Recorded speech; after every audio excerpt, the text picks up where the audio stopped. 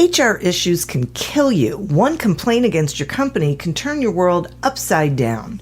And you spend way too much time dealing with HR when you should be spending your time on making a profit. You should talk to Bambee. With Bambee, get access to your own dedicated US-based HR manager starting at just $99 per month. They get to know you and your business while providing HR expertise and the personal touch you need and want. They're available by phone, email, and real-time chat, so onboarding and terminations run smoothly. Team members reach peak performance, and your business stays compliant with changing HR regulations.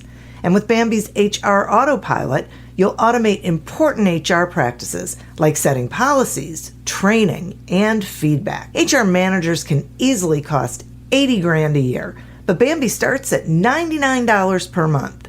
Schedule your free conversation today to see how much Bambee can take off your plate. Go to Bambee.com right now and type in Accelerate under podcast when you sign up. It'll really help the show. Spelled BAM, BEE.com. Bambee.com. Type in Accelerate. 15 minutes could save you 15% or more. Oh, that's a cheer we used to do in softball. What? It's actually Geico's. Whenever someone hit a triple, we would wave our bats and yell, 15 minutes could save you 15% or more. But we never got to use it because we would only hit home runs. Annoying. The phrase is from Geico because they help save people money. Geico? Yeah, they were our team sponsor. Geico. 15 minutes could save you 15% or more.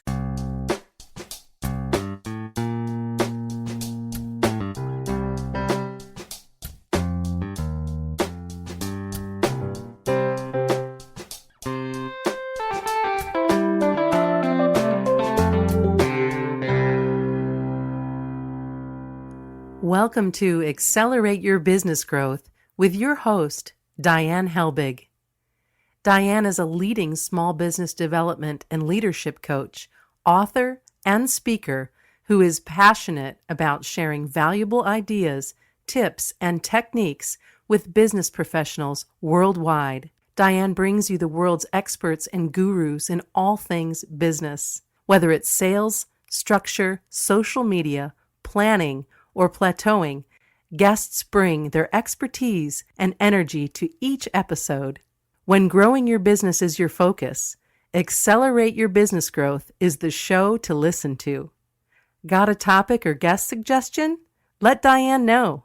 The goal is to make sure you have the information you need to move your business forward. Thanks for joining us. Settle in and enjoy. Hi, everybody. Thanks so much for joining me.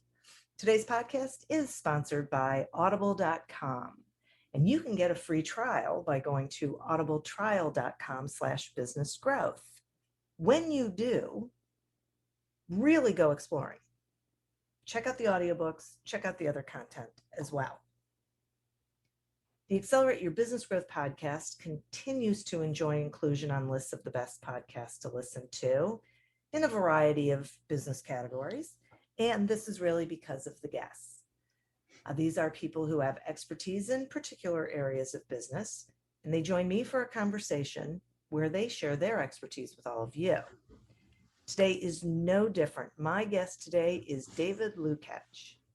David is the CEO, president, and chair of Liquid Avatar Technologies.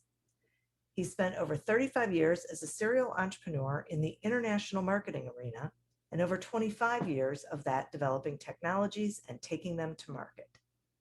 David has held senior management posts and directorships at both private and public technology and media firms. Today, David's focus is set squarely on Liquid Avatar Technologies and its mission to empower individuals through self-sovereign identity to manage, control, and profit from the use of their identity and data. Welcome to the podcast, David. Thank you, Diane. It's great to be here. I am thrilled to have you here. We're going to be talking about sort of, all things business launch, investing, or, preparing it to be something investable. So I think this is going to be a great conversation. And I want to start at the beginning. I am curious what you think is the most valuable lesson that CEOs learn in that first year of business? That there are people out there that know more than they do. I think that's and somebody once told me, I've had some wonderful mentors, and somebody once told me, and it's a very true statement, a good CEO or a good entrepreneur surrounds themselves with people that know more than they do on particular topics and draw from that experience. It's really important. Well, and we hope that they learn that in their first year of business, because Well, otherwise they it may can not be a make it to the pretty tough second year. slog, Yeah. Yeah. right? Yeah. Very tough slog, but it's really important. People don't realize that, especially young people, and I've seen this quite often because I've been in technology for so long that, I'll sit down at a meeting with an organization, and, they'll bring out the pit bull, which is usually someone in their early 20s that has just finished college or university and has a degree in computer technology. And and you hear, silently the word sick 'em, and they'll come across trying to, tell us everything that they knew and they know, and ultimately we, by the end of the conversation, they're only focused on us because we're having a wonderful one-on-one conversation.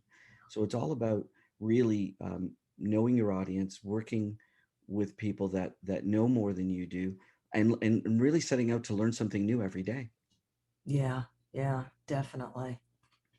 Okay, so let's go like one step earlier, Hmm. because you've had both publicly traded companies and privately held companies. Hmm. What would you say is one thing that you think entrepreneurs should know financially before starting a business? Well, my recommendation is I started my first business when I was 17, and it was buying and selling collector comic books, and I'm very fortunate today that I'm still very deep in that space. I've been a collector my whole life, but at the end of the day, it's really important that, entrepreneurs focus on what they're passionate about, and don't listen to all the noise that's out there. So those are really important factors that you need to deal with when you're an entrepreneur. That's interesting. Okay, so but talks a little bit about the other factors that can, um, derail, distract. What should they be watching out for? Right. So when you start as an entrepreneur, the thing that you've got to worry about most is the noise. And so everybody, I'll say it very politely, but opinions are like bottoms. Everybody's got one, right? Right. And so you have to watch out for all the noise. People are going to constantly tell you to turn left and right, and they're going to believe that they're giving you good advice. But you know, a piece of sage advice I once got is listen to everyone and make a decision. And you can always change your mind, but you need to make decisions. And so it's really firm that you take firm advice would be that you take a path, that you cut through all the noise. You do your own personal risk analysis. You don't have to be learned in doing risk analysis, but you do a risk analysis and you take the path that you think is going to, accentuate your best qualities, and go down that path. I think the other thing that I would encourage young entrepreneurs to do is to work for someone else first. I didn't do that because I started my real first business in university, although I dabbled, like I said, in the comic books earlier. But um, I think I would have been much better off earlier and not made as many mistakes if I would have had the experience of working for someone first. So it's really important that you cut through the noise, and that maybe you learn what you want to learn by assisting others, and have some basis of understanding of business before you really dive in head deep. I think that is so wise. And I love that you said, make decisions, Hmm. because sometimes people can get all wrapped up in that Hmm. paralysis of being afraid to make a decision because what if it's the wrong one? And that can end up being the wrong decision. Well, I'll so it's a little bit difficult to tell you who gave me that advice, because when you look at the gentleman today, there are many opinions on this person. But um, in between two of my endeavors, I had the wonderful opportunity of doing a lot of work for nonprofit organizations and dedicating a lot of time and effort.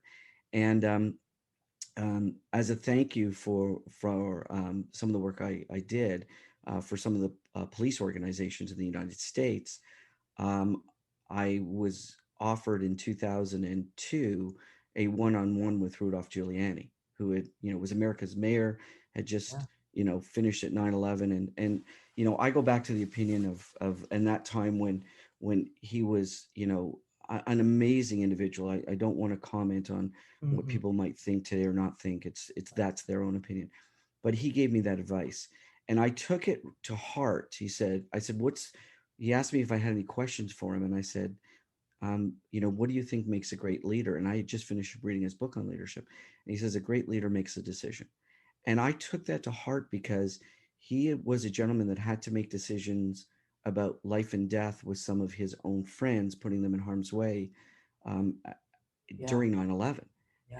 And so, here's someone who had to take all these decisions on his own shoulders. And he said, make a decision. You can always change your mind, but making no decision while the decision in itself gets you nowhere. Yeah. Yeah, that is great. And really, in the position that he was in, he had to be able to make decisions. Instantly, Yeah, instantly. right. And life or death decisions Yeah, instantly. yeah, exactly. Yeah, it's a great lesson. It's a Hmm. great lesson. Wow. Okay. So I sort of want to flip to, times that we're in, and I'm wondering what trends you are seeing that you think entrepreneurs should be following now. Well, there is that fine line between genius and insanity, and I think it's a very blurred line. Um, so I want to take you back, a few years, and probably more than a few years. So I'm from the Toronto area, and so I do business around the world, but home is Canada, and so in the late '90s, I decided that I'd get in dabbling in this thing called the internet. Who knew what it was? And and while most people don't know this, Harry Potter was the catalyst for e-commerce in the United States. Scholastic said if you bought a particular book online, we'd ship it a couple days earlier, and that caused the e-commerce frenzy. But the Canadian banks are very different animals to our cousins in the U.S. and they took a very staunch position that they were going to do something very different. So I decided with some of my contacts that we would approach Visa and MasterCard to create the e-commerce, the ability for Canadians to type in their credit card. And they had all kinds of other solutions that they were going to use, but ultimately that's what we ended up creating, that solution, and it was adopted by the Canadian banks. But I remember, my sister, who is a couple of years younger than I am, and very rarely leaves the house these days, and telling me in the late '90s, no one is ever going to shop online. I don't know what you're doing. No one is ever going to shop. Who would shop online? And it wasn't the only. I remember that vividly. But there were so many people telling us that you're going to fail because nobody's ever going to do this. And so the trends we look for today are not what's happening today, but what's happening, or what we believe will happen, a year out, 2 years, 3 years out. And what we're looking at is the change of the electronic world. Unfortunately, um, the pandemic has caused us a lot of issues, but fortunately for many businesses that have made the transition to online and government services online and informational services online, education online, all are dealing with the challenge today that it's nearly impossible to verify that the people that you're doing business with on the other end as consumers are real people. Right. So we see the trend going towards identification, the reduction of fraud online, um, and that everything will have a functional value in the online market, and that's whether it's any of the things I've mentioned, like shopping or education or government services or information services. But we also see the blockchain not as this cryptocurrency generator, but as this technology that will ultimately propel the next generation of businesses forward. Really? Hmm. Well, I guess that makes sense, though I do have to admit that I'm a little confused about blockchain. So, It is quite confusing. I mean, frankly, because we think, my daughter who's in her late 20s was asking me to really give her a fundamental explanation of what blockchain is, and it's sort of everything old is new again. I think of it sort of as some enhancements from the late 90s, and I'm not a technologist. I'm a marketer first and a technologist second. So I think oh, of everything in marketing terms. So we think of Bitcoin and Ethereum and all these cryptocurrencies. Um, the primary currencies are a reward of creating new ledgers in a ledger book.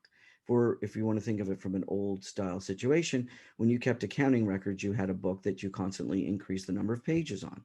And a block on the blockchain is another piece of the ledger that can hold information in a trustless manner.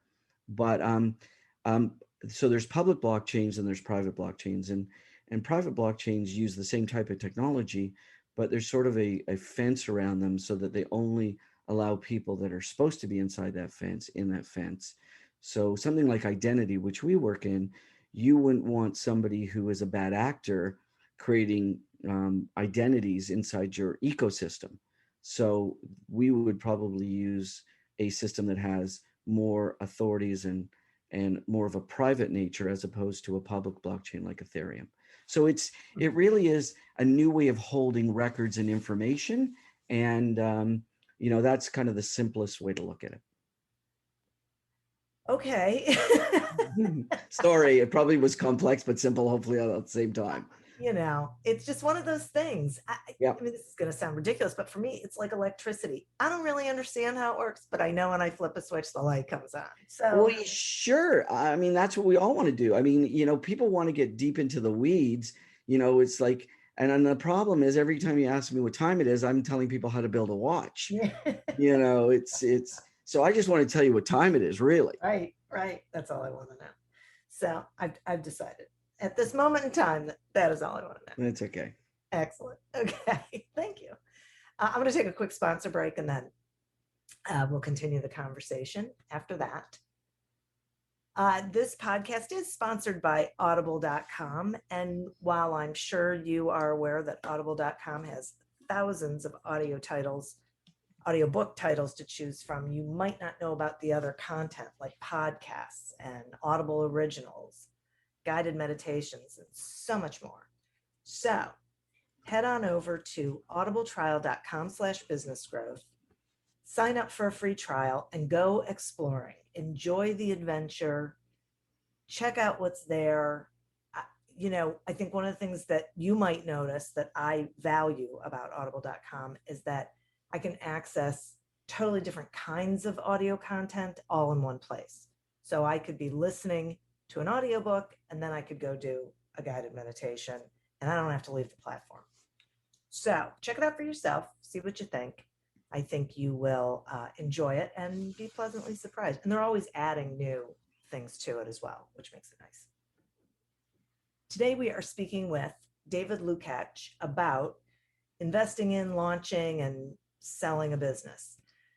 So David, now I want to sort of switch to the selling part, and I'm curious about what potential investors want to know about an organization. What should owners be thinking about? Wow, that's a big area. I would suggest that, and it's so easy to do this today, and we learned, and again, I've been so fortunate. My family was not of means, and great people, not exceptionally formally educated, but great people, and I was fortunate enough to be the first one in my family to go to university. But at the end of the day, I learned this particular thing very well because we got an opportunity many years ago to be the stalking horse, or the second bidder on MySpace. And so we got to see the data room. And so we learned how to put a data room together. So what I would suggest to every young entrepreneur out there, or entrepreneur of any age, is open up a Dropbox. Open up a Dropbox and start putting things in the Dropbox that you would think others would want to see on a private basis about your business if you were raising money or wanting to sell your business. Because if you keep a great data room, and then we call that a data room, if you keep a great data room and you keep your last year's tax returns, or you keep your major contracts or certain information where you have access to it at your fingertips, a data room is going to help you when you need it most. You need to expand your business, even giving it to a bank that wants to give you a loan or a line of credit. Having a good data room is probably a wise thing to create as early as possible. Wow, I think that's a great idea. I never would have thought of that. That makes Yeah, so much sense because then you just have that one place where you have everything. right. And Huh. anyone who needs it, your accountants, your lawyers, anybody you want to raise capital from, you want to do anything with, your business is available, in a nutshell. And again, you need to set it to private, and you need to make sure that you only give people certain privileges. And Dropbox is a great product that allows you to do that. And it's very inexpensive. I won't quote it, but I think it's under $20 a month. But it's probably one of the best investments you can make as a business owner. Wow, that is great. That is great. Okay, so not quite sure how to ask this question, but are there how does an owner know when it's time to consider a public offer, going public with their company? Another wow question, right? It's like, be careful what you wish for. First of all, it's not for the faint of heart. No matter where you do it, whether you do it in the U.S., you do it in Canada, and we think about these big IPOs and these big offers, but there's ways for small companies to take advantage of public funding. And in the U.S., there's the Jobs Act, which has a number of regulations. Whether I just think recently in the last, if it's not now, it's either a week past or a couple of weeks ahead. The crowdfunding regulation changes to up to from about $1 million to 5 million. So there's the crowdfunding. There's in the U.S. there's something called Regulation A and Regulation A plus. So the first thing you should do if you're thinking about going public is don't use your own lawyer. If it's a regular lawyer, find a good securities lawyer. You need somebody that is well versed in giving you mentorship and understanding the public markets and the securities industry, because you don't want to fall offside on that side. So the first thing is surround yourself with a great lawyer and a great accountant that knows and has done this before. You don't want to be the learning guinea pig. So find yourself a really good lawyer and a good accountant, and they will probably in turn have people that can help you. And the time to go public is when you know that your business or the opportunity for your business needs to have a wide distribution of stakeholders. That means having 5 owners is not going to be as valuable as having 1,000 or 5,000 or 10,000 owners. And if you think of it not just from a financial perspective, but from a marketing perspective, all your owners become advocates for your business. That's interesting. Okay, so it's like when it's at that place where it is ready for a major move and it's going to need all of those kinds of resources. Yes. Hmm. Yes. Okay. Again, it can be easy, it can be arduous, it can take a short period of time, it can take a long period of time. But there are small businesses that are public, like the ones I generally take public, and then they can grow into much larger businesses. And then there are large businesses that do these massive IPOs. So there are different. Public is a large word for a whole group of companies that start to raise capital from people outside their direct contact network. So there are securities laws and rules that that in every country that you have to consider if you're going to start raising capital. And depending on how many people you have in your company, that could make you what's called a reporting issuer. I mean, there's a lot of issues. So getting yourself um, a good counsel is the most important thing you could do to protect yourself and those around you. Yeah, it sounds like it. Don't try and do it on your own because it sounds like Yeah. it has a lot of moving parts. Yeah, it's not like a self-serve will. It's a lot more complicated.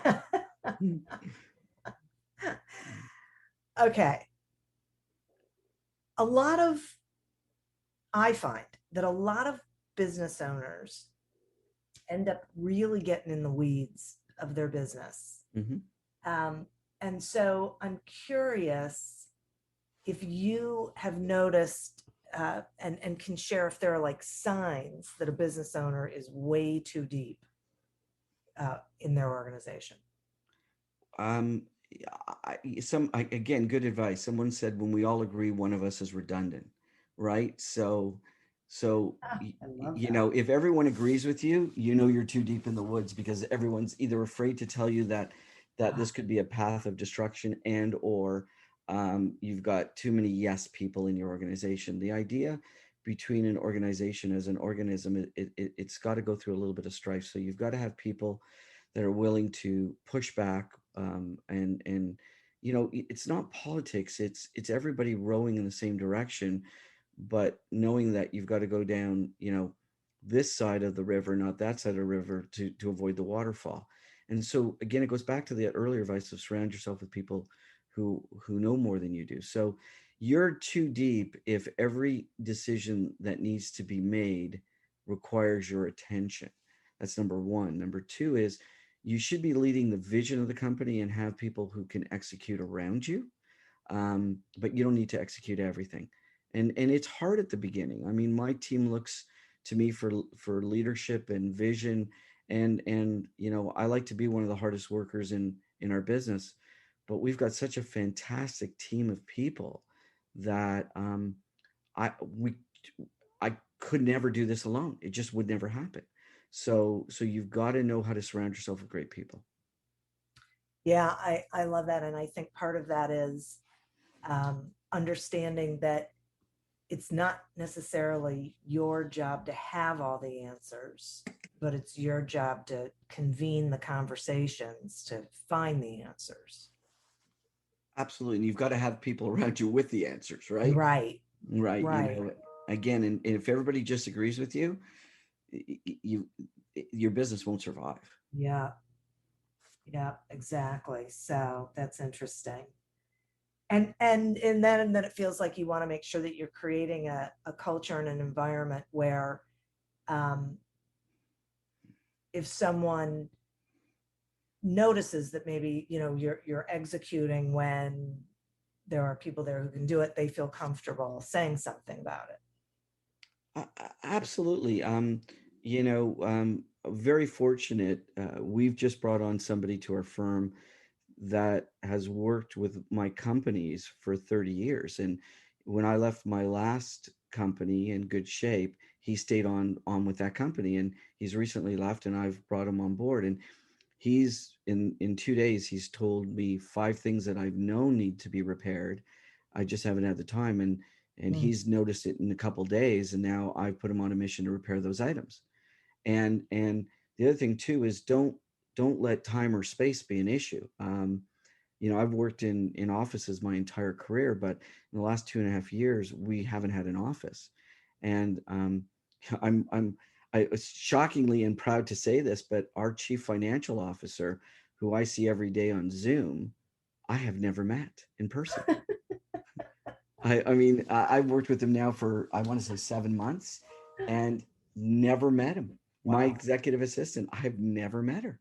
And, and both of them live reasonably within, driving distance, but because of the current environment, it's been difficult Right. for everybody to get together.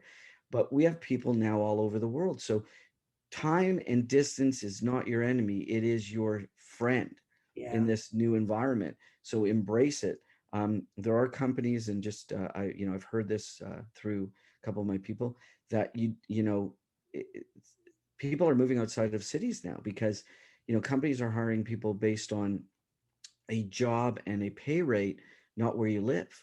So there's a lot of new opportunities and excitement about the evolving business landscape, and I think we're going to see, wonderful people and wonderful organizations all built remotely. I do too. I agree with you, and it opens up not just opportunities for who you put on your team, but opportunities for where you look for clients, Mm-hmm. Very much right? so. Yeah, Yeah, very much so. yeah, yeah. I know it is interesting. Where it's a strange. I like to say it's a silver lining from what we have been going through over the And past. unfortunately, yes. I mean, that's why I like to say, unfortunately, yes. Mm-hmm. Mm-hmm. Yeah. If it had to happen, at least something good hopefully will come out of it. So, well, David, I really appreciate this information. I think it's really valuable to hear from someone who has been there and is doing it, and so can speak from experience to offer this sort of guidance to the listeners. It's really valuable. Um, will you tell the listeners about what Liquid Avatar Technologies is all about and what you're doing with that, and how they can find you, please? Sure. So we think of digital identity, and I know it's a big thing to appreciate, but we think that when you leave the house or wherever you might be, you don't leave without probably two or three things. One, likely have a mobile phone, and the other two things that you probably likely have is a wallet and a key ring, and that along with your person provides identity of who you are. You walk into a place, they might know you, so that's a facial recognition. Or you walk into a place, if you're young and you might have to produce a driver's license to be able to buy liquor in a store.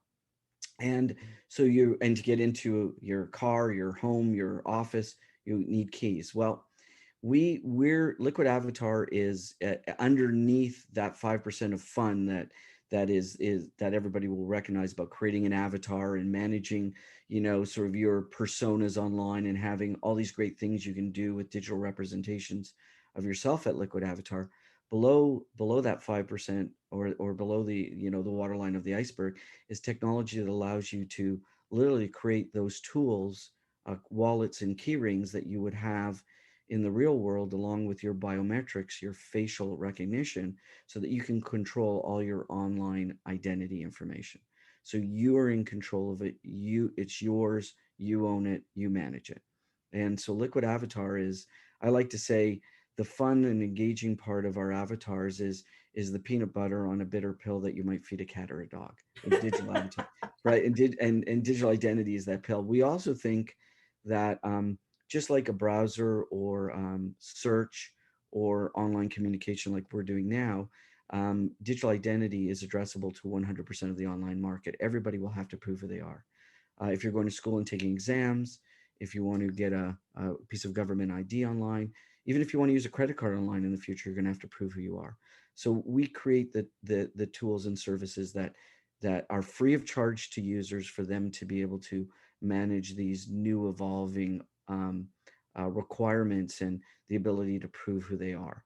And you can find us at liquidavatar.com, and or you can download our app at the Apple Store or Google Play. Wow. And will there be the same sort of thing for businesses, like small businesses? Will they be able to use it in the same way, or is it people to people? No, it's interesting because you know we online we are many pieces of a single person. I may have a business persona, I may have a coaching persona, I may have a gaming persona, I may have a school persona, I might have a family persona. All these pieces of me are different. With Liquid Avatar, you can create multiple avatars that represent different facets of yourself and only share the information that you want to share with those that you want to share it with. Hmm. So I could have my work persona, whether I'm with a small company or a large company, Right. and that I only share certain information and data to my business constituents that is based on my work profile.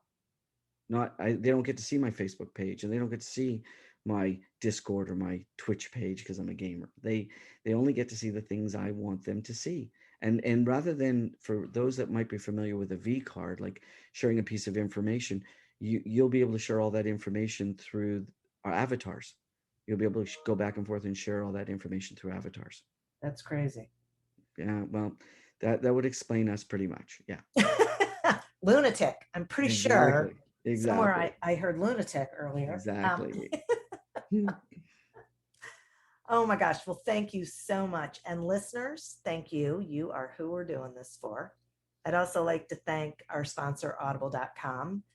Head on over to audibletrial.com/businessgrowth. Sign up for that free trial and go exploring the audiobooks, the audio programs, maybe a guided meditation or two. See what you think. As always, continue to prosper and be curious. And until we meet again on another episode of Accelerate Your Business Growth, goodbye and good day. Me, but also you. The Pharaoh fast forwards his favorite foreign film, Powder Donut. Okay, what's my line? The only line I see here on the script is get options based on your budget with the Name Your Price tool from Progressive. Oh man, that's a tongue twister, huh? I'm sorry, I'm gonna need a few more minutes. Bulbous Walrus, the Bulbous Walrus. The Name Your Price tool, only from Progressive. The owl ran afoul of the comatose coxswain. Progressive Casualty Insurance Company and affiliates. Price and coverage match limited by state law. Me, but also you. The Pharaoh fast forwards his favorite foreign film, Powder Donut. Okay, what's my line? The only line I see here on the script is get options based on your budget with the Name Your Price tool from Progressive. Oh man, that's a tongue twister, huh? I'm sorry, I'm gonna need a few more minutes. Bulbous Walrus, the Bulbous Walrus. The Name Your Price tool, only from Progressive. The owl ran afoul of the comatose coxswain. Progressive Casualty Insurance Company and affiliates. Price and coverage match limited by state law. Imagine how fast we could solve the world's biggest problems if more SaaS startups would gain traction sooner. Welcome to the Tech Entrepreneur on a Mission podcast. This podcast is dedicated to sharing experiences from B2B SaaS CEOs who are going above and beyond to deliver change that is noticed. You will hear their secrets and learn what is required to build a SaaS business that the world starts talking about and keeps talking about, and how to overcome the roadblocks to do so.